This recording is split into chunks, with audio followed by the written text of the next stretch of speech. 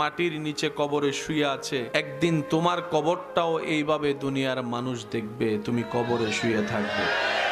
মৃত্যু এমন একটা শক্তিশালী সত্য জিনিস, মৃত্যুকে যদি আপনি আমি সত্যিকার ভাবে বুঝতে পারি, পৃথিবীর 90% ঝামেলা 90% ঝামেলা মানুষের ভিতর দ্বন্দ্ব শেষ হয়ে যাবে। পৃথিবীর কত বড় বড় সুপারস্টার তারকা যাদের জন্য লক্ষ লক্ষ মানুষ পাগল থাকতো, তারা মৃত্যুবরণ করার পরে তাদের কবরের পাশেও কেউ যায় না। পৃথিবীর কত বড় বড় বাদশা যাদের নাম শুনলে মানুষ থরথর করে কাঁপতো, আজকে তাদের কবরের পাশে গিয়ে মানুষ দুষ্টামি করে, এমন হাজারো রেকর্ড আছে। মৃত্যু বড় ভয়ানক, হ্যাঁ, তবে যে হতে পারে রবের প্রেমিক, মৃত্যু তার জন্য হয় আনন্দ।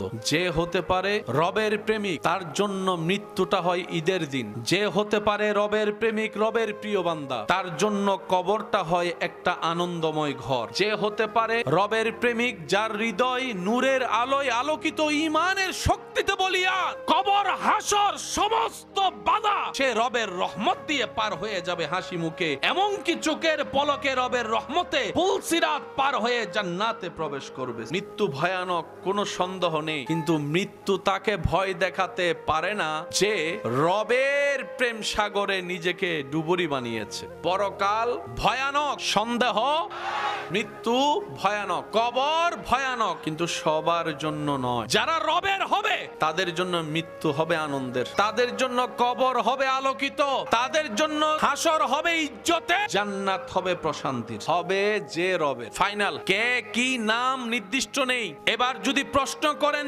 সফলকে ব্যর্থকে, পাস কে করলো ফেল কে করলো, মনে রাখবে গোল্ডেন এ প্লাস পানেওয়ালা আসল পাস নয়, এ মাইনাস বি পানেওয়ালা ফেল নয়। আসল সফলতা তার জন্য যে আপন রবকে খুশি করে কবরে যেতে পেরেছে, সেই সবচাইতে সফল হয়েছে। ডান হাত তুলে দেখাই বলেন ঠিক কিনা। আসল সফল সে আল্লাহর দরবারে অপরাধী, ভুলকারী, গুনাহগারের ক্ষমা আছে, কিন্তু বেয়াদবের কোনো ক্ষমা না। বেয়াদব কাকে বলে, গুনাহগার কাকে বলে, শুধু এতটুকু বুঝাই বলি। নামাজের টাইম হয়েছে, নামাজ পড়েননি, নামাজ না পড়ার কারণে গুনাহগার, এই গুনার আল্লাহ চাইলে মাফ আছে। আপনি যদি বলেন নামাজের দরকার নাই, তাহলে আপনি হয়ে যাবেন কাফের, কারণ আপনি বেয়াদবি করেছেন। আল্লাহ দিয়েছেন, আপনি বলেন যে না দরকার নাই, আপনি মানলেন না, এটা বেয়াদবি। বেয়াদবির কোনো ক্ষমা নাই আল্লাহর কাছে না, আপনার কাছেও নাই। আপনার নিজের জীবনকে খেয়াল করে দেখেন, বেয়াদবের কোনো ক্ষমা, সেটা নিজের ছেলে হোক আর মেয়ে হোক, বেয়াদবের কোনো ক্ষমা। যেখানেই থাকুন, যে অবস্থায় থাকুন, সুযোগ বুঝে আপন রহমানের দরবারে হাজিরা দেওয়ার সেই নামাজের সময়টা বের করে নেবেন। যিনি আপনাকে সময় দিয়েছেন, ওনাকে সময় দেওয়ার ব্যাপারে কখনো সময় চিন্তা করবেন। সেজন্য মসজিদে গেলে শুধু মোবাইল বন্ধ করেন না, পারলে ঘড়িটাও বন্ধ করে দিয়ে ওখানে গিয়ে দেখেন না যে 3 মিনিট লেট হয়ে গেল, 5 মিনিট লেট হয়ে গেল। রবের দরবারে যিনি সময় দিয়েছেন, ওনার জন্য যদি সময় দিতে আপনি এইরকম চিন্তা করেন, উনি যদি আপনার জীবন সময়টাই বন্ধ করে দেয়, কোথায় যাবেন, কার কাছে আপিল করবেন? সেজন্য রবের দরবারে উন্মুক্ত সময় দিবেন। যারা অসুস্থ আছেন, আবদার করে বলি, চিকিৎসার ভাবে চলুক, আল্লাহর রহমতেরও তো দরকার।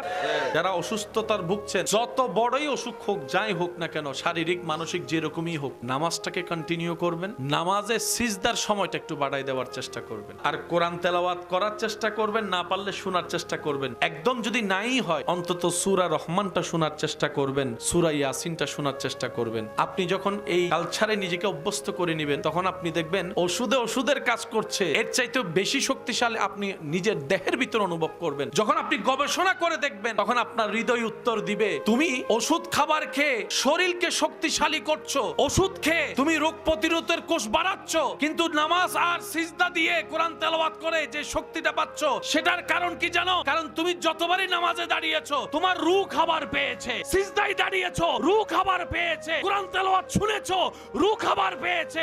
কোরআন তেলাওয়াত করেছো, রূহ খাবার পেয়েছে। যতই তুমি রবের ধ্যানে ছিলা, তোমার রূহ খাবার পেয়ে শক্তিশালী হয়েছে। সুবহানাল্লাহ। একজন মানুষের জীবনে, একজন মুসলমানের জীবনে দেহের চাইতে সবচেয়ে বেশি ইম্পর্টেন্ট হচ্ছে রূহ। এবার বুঝতে পেরেছেন আল্লাহ কেন বলেছেন আন-নাবিয়্যু আওলা বিল মুমিনিনা মিন আনফুসিহিম। আল্লাহ তাআলা বলে, আমার নবীকে আমি আল্লাহ আজীবনের জন্য মুমিন বান্দার জানের চাইতেও কাছে বানাই দিয়েছি। তো জানটা কই? হাত তো দেখি, চোখ তো দেখি, নাক তো দেখি, জান কই? জান তো পুরা শরীরে। সেজন্য মাথায় রাখবেন, ইসলাম জানার চাইতে বেশি দরকার ইসলাম বুঝা। পৃথিবীর সমস্ত জ্ঞান অর্জন করবেন চোখ দিয়ে, ব্রেন দিয়ে। কোরআন হাদিস কখনো ব্রেন দিয়ে কভার করা সম্ভব সম্ভব নয়। কোরআন হাদিস কভার করার জন্য একটা জিনিসের দরকার, সেটা হচ্ছে পরিষ্কার একটা অন্তর দরকার, যেখানে থাকবে আদব, যেখানে থাকবে প্রেম, যেখানে থাকবে ভক্তি, যেখানে থাকবে বিশ্বাস। আদব এমন একটা অলংকার যেটা একটা মানুষকে সমাজে সবার সামনে আলাদা করে ফুটাই তুলে। আদব এমন জিনিস, আর আদবের মেইন বেসটাই হচ্ছে ইসলাম। আমি আপনাদেরকে শুধু বলবো, বেআদবি নাকি আদবি আপনারা একটু বলবেন। দেখতে কি রকম অভদ্র লাগে না ভদ্র লাগে, আপনারা শুধু একটু দেখে দেখে বলবেন। আমি দেখাচ্ছি, আগে দেখ। আল্লাহু আকবার। কাউকে যখন নামাজে দাঁড়ায় থাকতে দেখেন কি বেআদবের মতো লাগে না, আদবের মতো লাগে। নামাজ আসলে শুধু সওয়াব দেয় না, আদবও শিখায়। এবার রুকু, সিজদা, প্রত্যেকটা পজিশনে দেখবেন আদব, ভক্তি, প্রেম, নিবেদন, নিজেকে বিসর্জন সব পাবেন, সব পাবেন। আপনারা রমজান মাসে এই জায়গায় বসে 5 জন বন্ধু মিলে ইফতারি আয়োজন করলেন। আপনারা চিন্তা করলেন আমরা ঘরে খাবো না, আজকে একটু বাহিরে খাবো। 5 জন মিলে আয়োজন করলেন। সত্যি করে একটু কথা বলবেন, 5 জনের জন্য যে আপনারা কি 5 জনের আয়োজন করবেন নাকি একটু বেশি করবেন? মানুষ কয়জন? বেশি করলেন কেন? পরে আসি। নামাজের যখন, আজানের যখন, ইফতারের যখন সময় হয়েছে,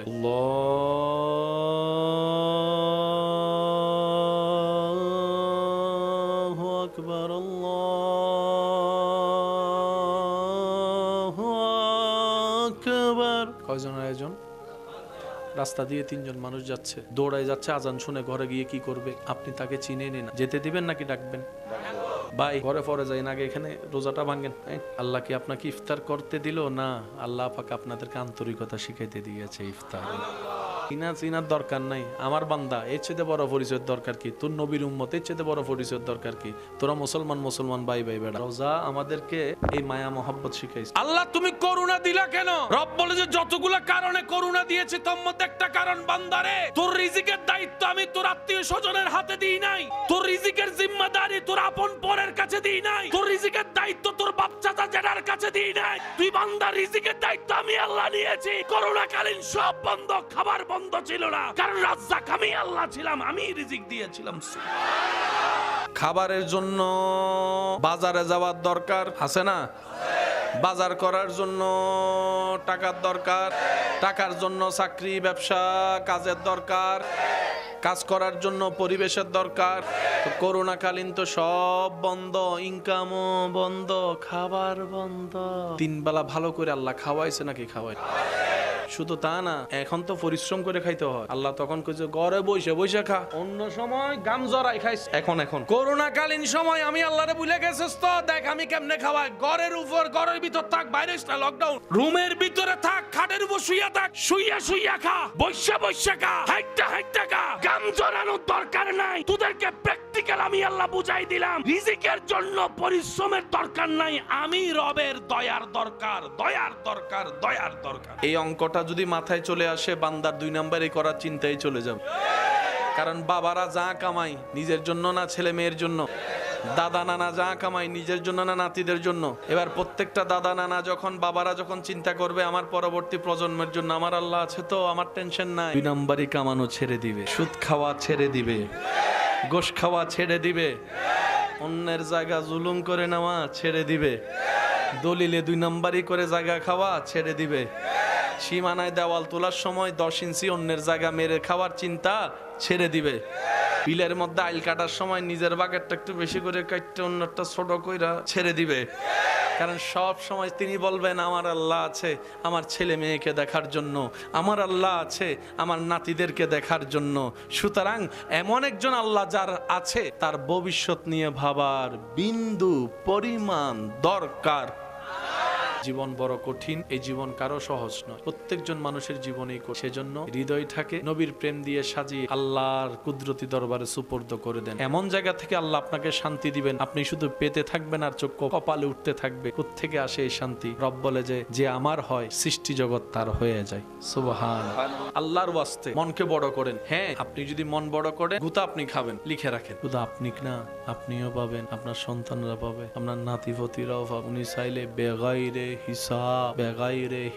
হিসাব সারাই দিতে থাকবে, উনি দিতেই থাকবে, আপনার রক্তরা পাইতেই থাকবে। সেজন্য লেনদেন ব্যবসা করলে ওদিকে করেন। এই ব্যবসার মধ্যে ডকুমেন্ট থাকলো ডাইরেক্ট কয় যে মিথ্যা, জাল। আর এই জায়গায় কোনো ডকুমেন্টের দরকার, শুধু নবীর প্রেম আদবটা অন্তরে রাখবেন। এটা সবচেয়ে ইম্পর্টেন্ট জিনিস, নবীর প্রেম আদব। আর যে রবকে খুশি করতে পারে নাই, সে পৃথিবীতে গোল্ডেন এ প্লাস পাইও আর পরীক্ষার খাতায় যে বি পাই নাই, কিন্তু রবের প্রিয় বান্দা হিসেবে গোল্ডেন এ প্লাস পাইছে। আল্লাহ তাআলা এই ইঙ্গিতটাই কোরআনের মধ্যে দিয়েছেন, কদ আফলাহা মান যাক্কাহা। আজকে থেকে কাউকে এ মাইনাস পাইতে দেখলে ফেল গেছস বলবেন?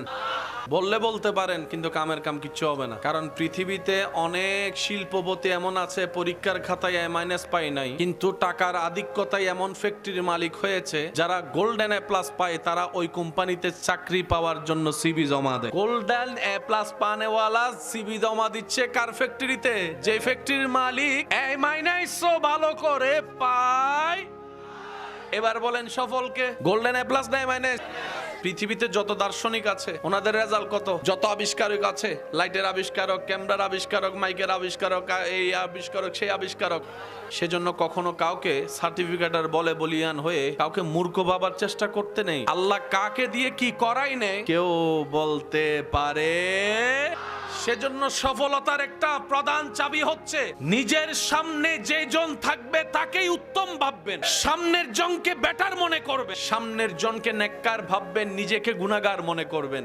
আপনি যত আপনার জায়গা থেকে রবের হাজার ধরনের নিয়ামত পাওয়ার পরও নিজেকে মাটির সাথে মিশাই দিতে থাকবেন, আপনার রব দয়া করে আপনাকে সমাজে, এলাকায়, দেশে ওই মাটি থেকে তুলে চেয়ারের সম্মানের আসনে বসায় দিবেন। যে নিজে থেকে চেয়ারে বসতে চায়, রব তাকে সে চেয়ারে বেশি দিন বসতে দেয় না। চোখ খুললে ডানা বামে দেখলেই অঙ্ক মিল খুঁজে পেয়ে যাবেন। যে নিজে থেকে মাটিতে বসতে চায়, সমাজের চেয়ারে বসায়। সফল হতে চায় নাকি ব্যর্থ হতে চায়?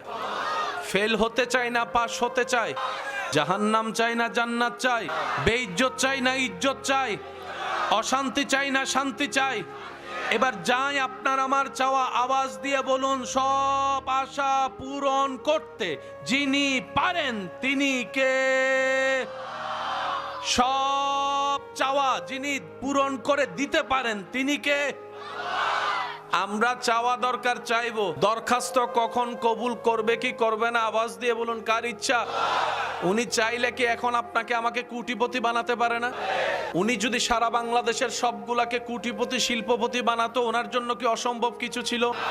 তাহলে আপনি বলেন আজকে মাহফিলটা কেমনে করতেন? লাইটওয়ালা পাইতেন কই? মাইকওয়ালা কই পাইতেন? আপনি মাইকওয়ালারও যদি ফোন করে কইতেন ভাই আমার মাহফিল আছে 5টা মাইক দে, মাইকওয়ালা আপনারা কইতো বলে আমার এখানে। ওখান থেকে দাঁড়াইয়া আপনি গাড়ি পাচ্ছেন না, একটা অটো কোন রকম আসছে, অটোওয়ালারা আপনি পাইছেন, কই চাচা আপনার অটো কই? কি এর অটো? আমি এখন লাইন ক্লুজার চালাই। জোতা যদি ছিঁড়ে যায় মুসি পাইতেন কই? তাহলে সবাইরে যদি কোটিপতি বানাইতো জিনিসটা কি ঠিক হতো? কখনো ঠিক হতো? মনে রাখবেন প্রিয় ভাই, পৃথিবীর সবাই পারস্পরিক শুভেচ্ছা বিনিময়ে রবের পক্ষ থেকে যেটার অনুমতি পেয়েছে মানব জাতি, সেটার নাম হচ্ছে সালাম। পৃথিবীতে একমাত্র আপনার আমার নবী আল্লাহর হাবিব নবী, যার জন্য আল্লাহ তাআলা দিয়েছেন দরুদ ও সালাতু সালাম। পৃথিবীর বুকে দ্বিতীয় আর কেউ নাই যিনি দরুদ পান, সালাতু সালাম পান। আমরা পাই সালাম, আমাদের নবীর জন্য হচ্ছে সালাতু সালাম। আমাদের জন্য কোনো দরুদ আছে শুধু একমাত্র কামলিওয়ালা, মদিনাওয়ালা, রাহমাতুল লিল আলামিন, আমাদের নবীর জন্য। পৃথিবীর প্রত্যেকটা আমলের কবুল হতেও পারে নাও হতে পারে। দরুদ এমন একটা আমল যেটা পড়লেই কবুল। জিকির আপনি আমি করলে কবুল হতেও পারে নাও হতে পারে, কিন্তু দরুদ পড়লেই কবুলিয়ত চলে আসে। কারণ বান্দা যখন দরুদ পড়ে তখন বান্দার পক্ষ হয়ে রব্বুল আলামিন দরুদের হক আদায় করে। প্রত্যেকটা আমলে নির্দিষ্ট কিছু পুরস্কার আছে, কিন্তু দরুদের পুরস্কার নগদ হিসাবে 3 ধরনের 30টা পুরস্কার রবের পক্ষ থেকে বরাদ্দ। আপনি এখান থেকে পড়ছেন, আপনার নবী মদিনা থেকে শুনছেন। আমরা মরা নবীর উম্মত নই, আমরা জিন্দা নবীর উম্মত। আল্লাহর প্রতি কোনো রাগ রাখা যাবে, কোনো খারাপ চিন্তা রাখা যাবে, জীবন নিয়ে কোনো আফসোস রাখা যাবে? জীবনটা কার দেওয়া? চাইলে রাখবে, চাইলে ডুবাবে, চাইলে বাসাবে। আপনার আমার নাক গলানোর বিন্দু পরিমাণ অধিকার যারাই নাক গলাইছে তাদের নাক কাটা গেছে। ওয়াকুনু মাসওয়াদিকিন, আমল করতে পারলে ইসলামের নির্যাস পর্যন্ত পৌঁছানো যায়। আল্লাহ তাআলা আমাদের সবাইকে ইজ্জতের জীবন দান করুন। আল্লাহ তাআলা আমাদের সবার সিনাকে নূর ঈমানের আলো দ্বারা ভরপুর করে দিন। রব্বুল আলামিন আমাদের সবাইকে আল্লাহর এবং নবীর ওয়াফাদার হয়ে থাকার, চলার তৌফিক দান করুন।